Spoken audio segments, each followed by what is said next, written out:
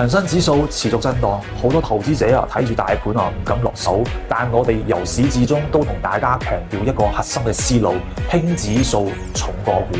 把握主線機會。咁6月初到而家，我哋堅定睇好半導體、商業航天、小金屬3大主線機會。咁好似我6月15號提示咗 SpaceX， 近期重點講咗全柱龍頭曙創新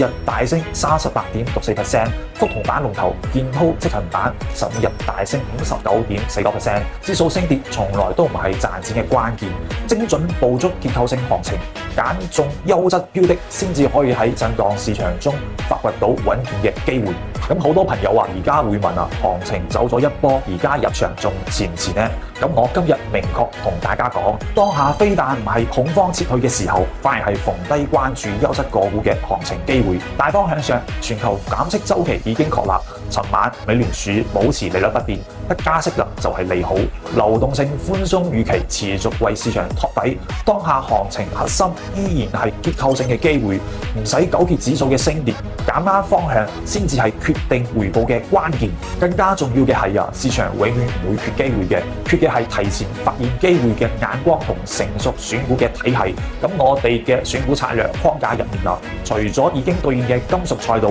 仲有好幾個仲處於低位，具備長期硬邏輯嘅細分方向。入面教學案例正逐步迎來關注嘅時點。與其喺市場入面盲目追漲，憑感覺操作，不如參考經過長期市場觀察總結嘅研究分析體系，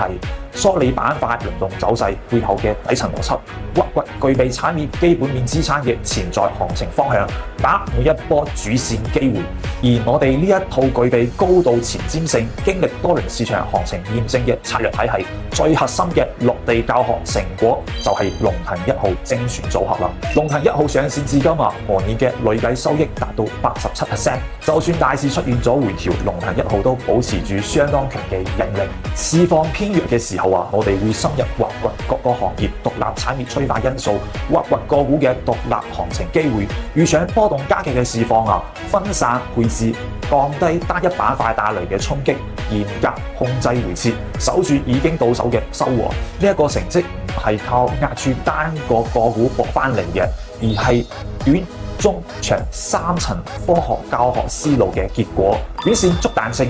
中線做節奏，長線打底氣。從4月關注先進封裝 ASMPT 教學區間累計大升57.98%，到6月啱啱提示全柱主線曙創新已經32.17%，再到舊年6月半導體龍頭超威半導體區間嘅累計升幅已經係超332%，一個個真實嘅教學案例反覆驗證住我哋分析嘅有效性，亦都有好多跟上龍騰1號嘅客戶實實在在把握咗對應行情嘅機會。而家龍騰1號限時開放12個少量新名額，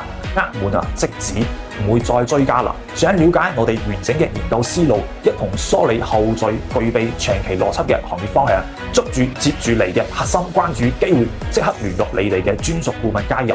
唔好錯過下一波行情機會啦！